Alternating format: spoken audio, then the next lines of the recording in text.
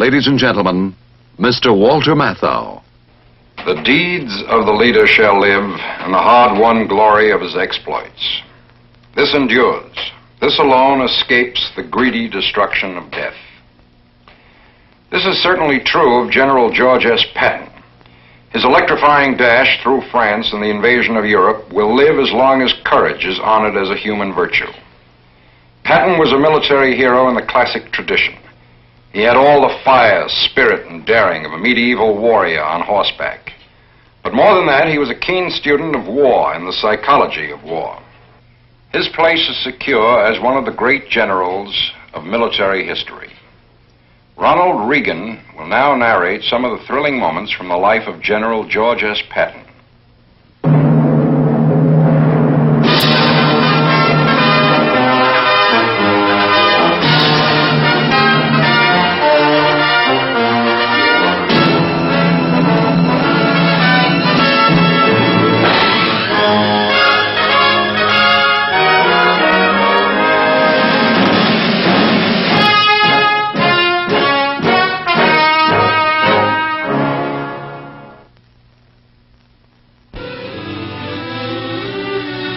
It's not easy to believe that George S. Patton, Jr. was once just Georgie.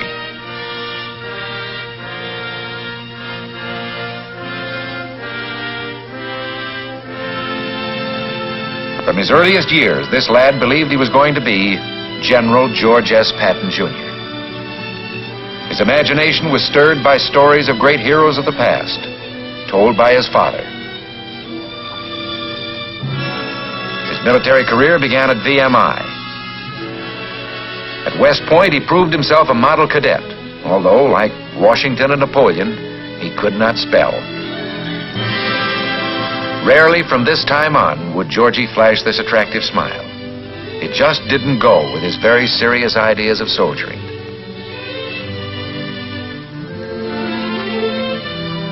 He established the first football team for soldiers, to keep them from wasting their off hours in drinking and gambling.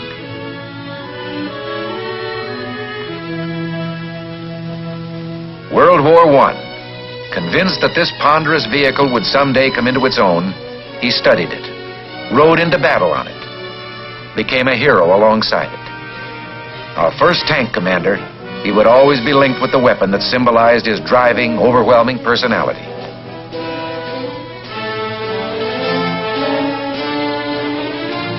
After the war, the tank school at Fort Meade. Two officers here shared a deep military interest, Ike Eisenhower and Georgie. The fierce expression, his get-up at masquerades, reflected some deep instinct to play the role of warrior or fighter.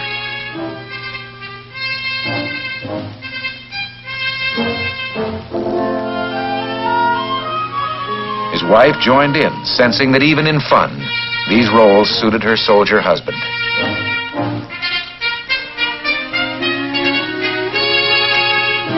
The time came, as it had before, when the clothing of battle was to be worn by millions of Americans.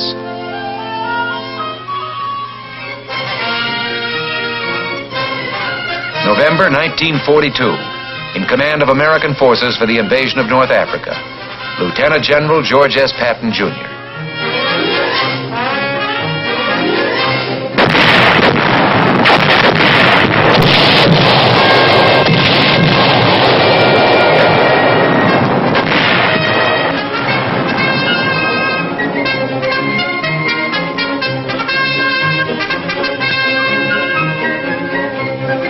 One of the outstanding features of a brief campaign was Patton's bold leadership, and later, the favorable impression he created on French and Arabs alike.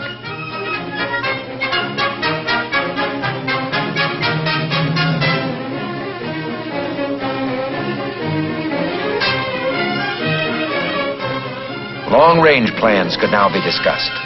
Plans which would cast America's toughest general in a leading role. Meanwhile, a battle was raging to the east in Tunisia.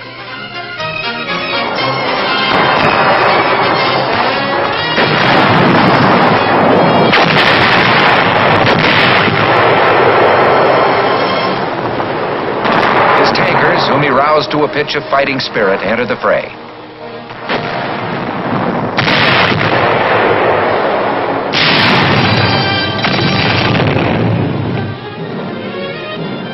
Allied leaders such as General Alexander sensed Patton's remarkable military gifts, his judgment, his sure instinct for what the enemy would do.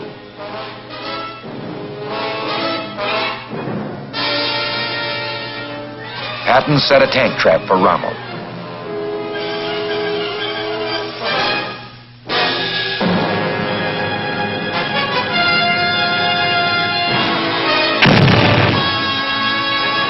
Rommel marched right into it. His 10th Panzer Division lost half its 60 tanks, retired, and never attempted a counterattack.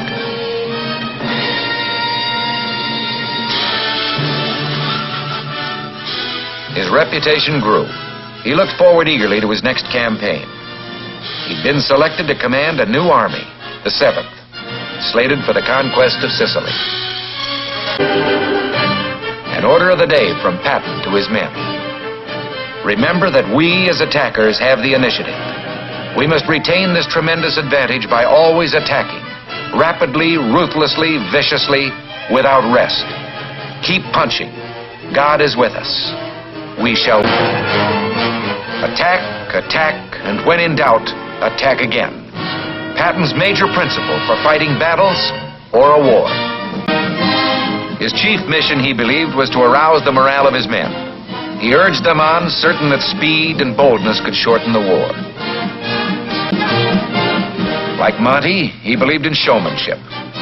But he was aware that if the act could not be carried off in fine style, the men would see through it. Both leaders used every means to inspire the troops of their vast command. Sicily proved to be a model campaign. Sound tactics and a fighting spirit won the island in 38 days.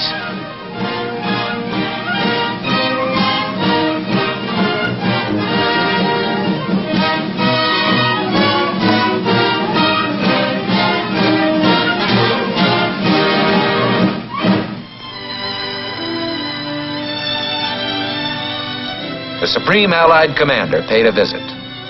Passionately involved in the work at hand, Patton had acquired a reputation for being tempestuous, sometimes rash.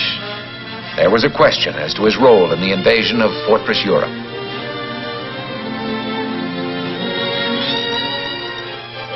Then, his whereabouts carefully concealed from the German High Command, he appeared in Great Britain. New troops heard him in an introductory speech and called him Old Blood and Guts. The old-timers referred to him as the Old Man, who knew more about fighting than any man alive. He called a spade a spade. He told them to get mad and stay mad. They listened.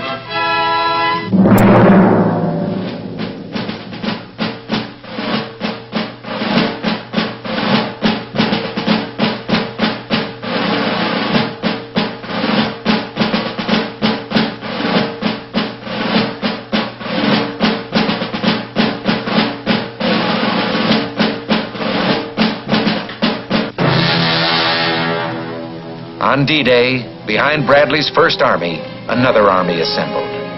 Patton's Third. With plenty of armor, this outfit was like its commander. Fast, hard-hitting, spirited, spectacular.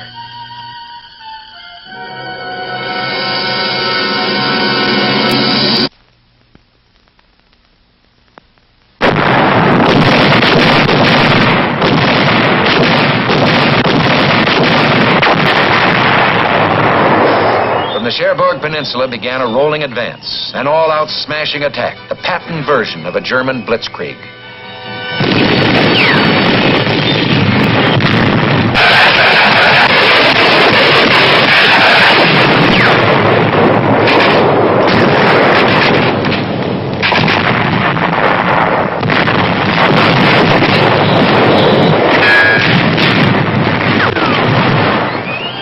The old man had said, "The harder we push, the more Nazis we'll kill. And the more Nazis we kill, the fewer of our men will be killed. Pushing means fewer casualties." The Third took the old man at his word and found he was right.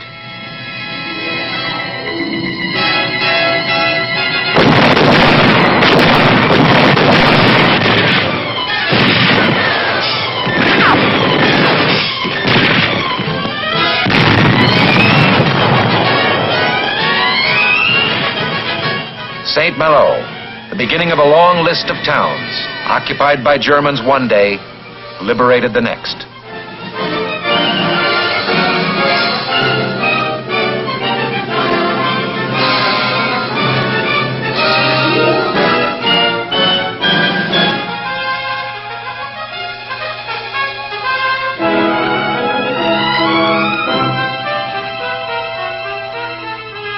At the head of a vast crusading army, a man fulfilling a destiny he had dreamed of since early youth. The attacks now were in all directions at once, toward the south and north, and east toward Germany.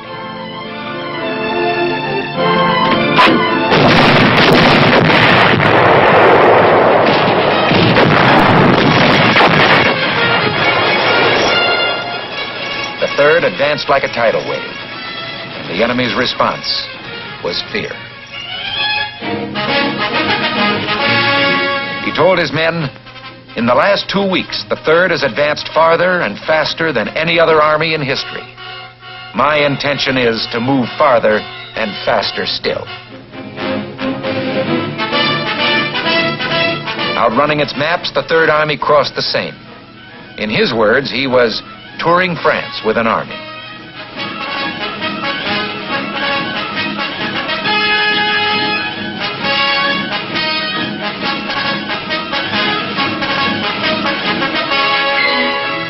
He was everywhere at once, covering the great distances within his command. His use of light aircraft exemplified his eagerness to adopt any new means of increasing efficiency.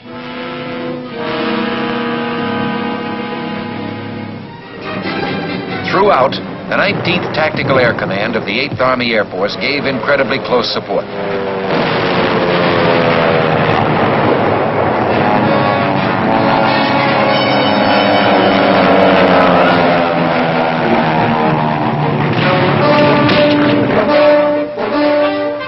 The astounding advances went on and on.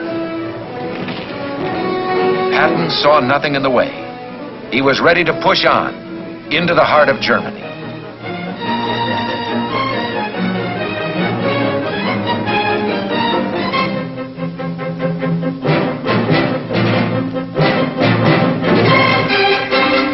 Struggling to keep up with his fast-moving front was a miraculous supply effort known as the Red Ball Express. But now Patton's supply lines were strained to the utmost. Winter was approaching. Other Allied armies were feeling the pinch. The Third was ordered to hold up, to take the defensive. Nothing but defeat itself could have made the general more depressed.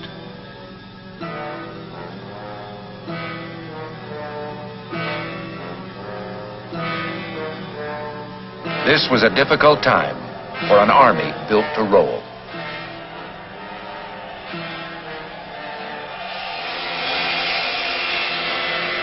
The tension for Patton was finally eased. He was assured by his old friend that the Third would eventually receive adequate supplies to resume what they had begun. Patton urged his leaders to keep high the morale created during the offensive. He himself delivered the pep talks for which he was famous, giving credit, instilling pride, urging men to even greater deeds. Then, the green light.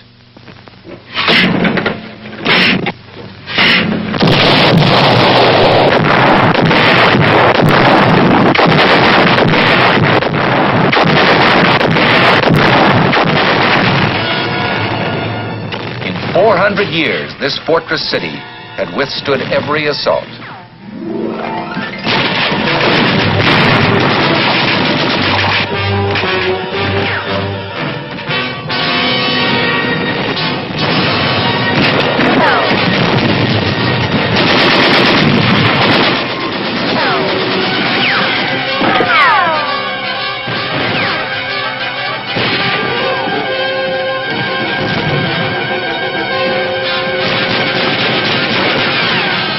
Metz was no cheap victory.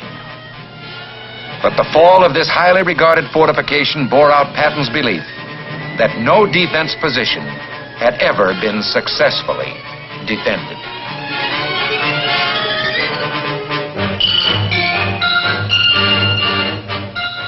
General Walker at the front, new plans now. A great drive toward the highly reputed Siegfried Line. But an instinct for what the enemy will do had alerted him to a new danger.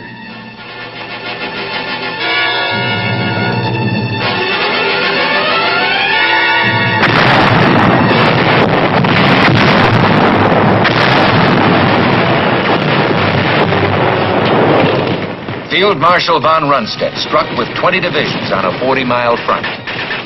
The Battle of the Bulge.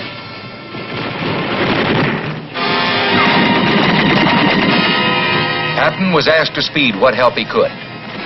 Could it be in 3 days, Ike asked? Patton's armored troops would make it in 2, dashing 100 miles over icy roads to Bastogne.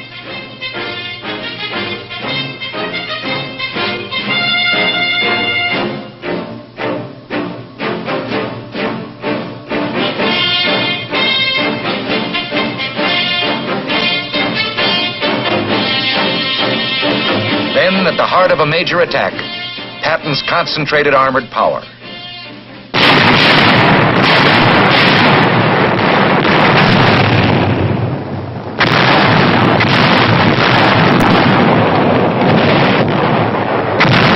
Terrible weather prevented a much-needed air attack.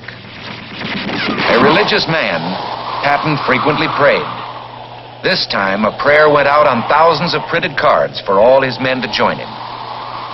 Almighty and merciful Father, grant us fair weather for battle.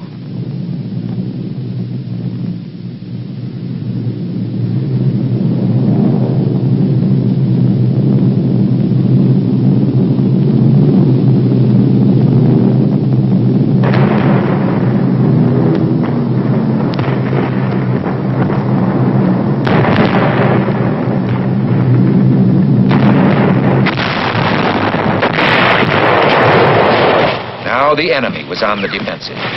In Patton's book, they were destined to fail.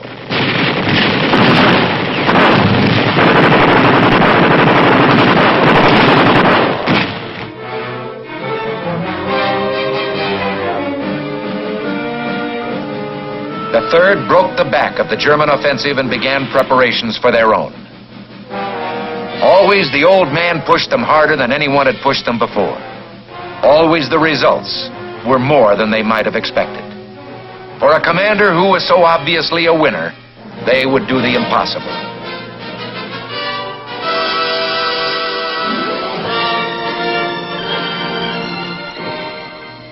Patton believed in decorations, in recognizing and exalting the heroic qualities of his men. And they sensed his sincerity when he used words like duty, patriotism, and loyalty. To him, these words had real meaning.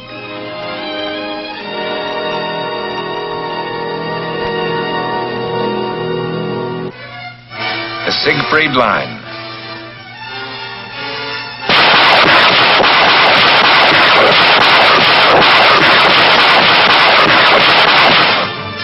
In Patton's words, this monument to the stupidity of man cracked easily.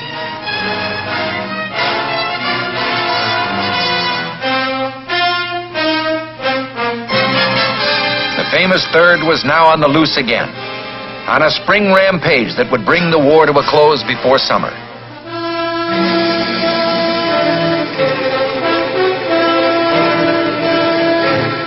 Again, Patton's army was going beyond expectations.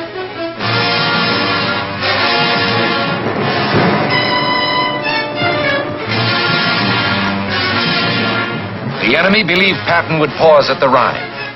He went right across.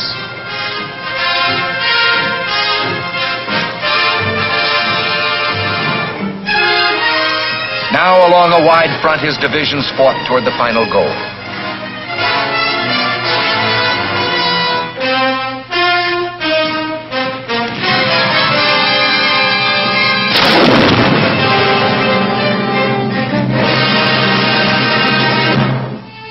Always he took time out to give credit where it really belonged, to the men, to Private Harold A. Garman, the Medal of Honor.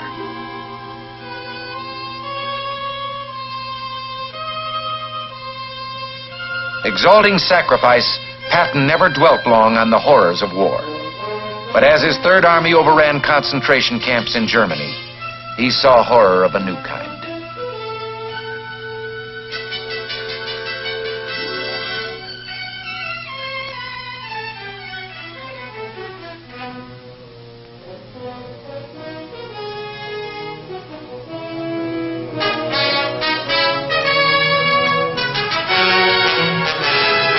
Victories piled up as the Third turned southwest to link up with Soviet forces in the Danube Valley.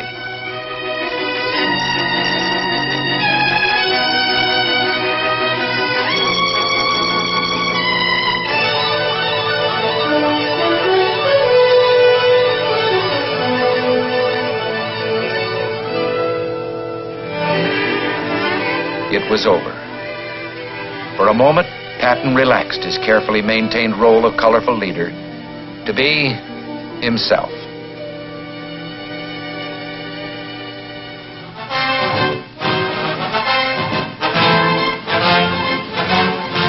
On his return, Americans showed their gratitude.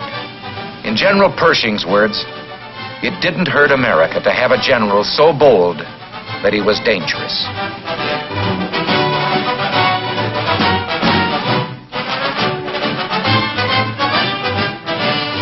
Los Angeles went all out in its reception. With him was General Doolittle, whose 8th Air Force in Europe did so much to assure final victory. Although no unit, no individual won the war, we're fortunate in having one here tonight with us who had a large part in winning the war.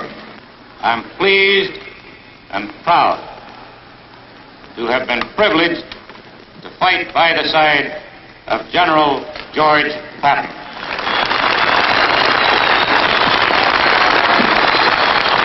Your Honor, the Mayor, General Doolittle, soldiers, ladies and gentlemen, coming over here, there was a very great lesson. The first 4 hours, we passed over a destroyed land, utterly destroyed. You who have not seen it do not know what hell looks like from the top. That's what Germany looks like. That's what Austria looks like. That's what any place that the 8th Air Force and the Third Army worked on looks like.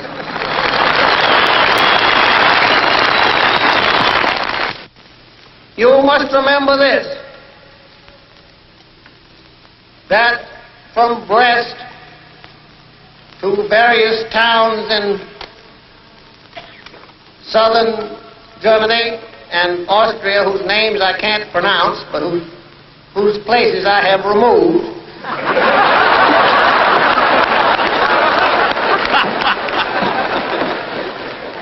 the trail of the Third Army and the 19th Tactical Air Command and the 8th Air Force is marked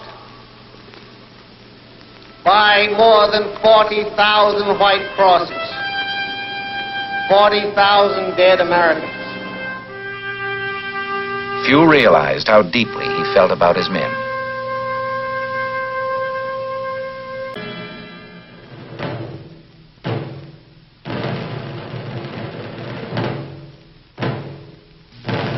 He died of injuries received in an automobile accident 4 months after the end of the war.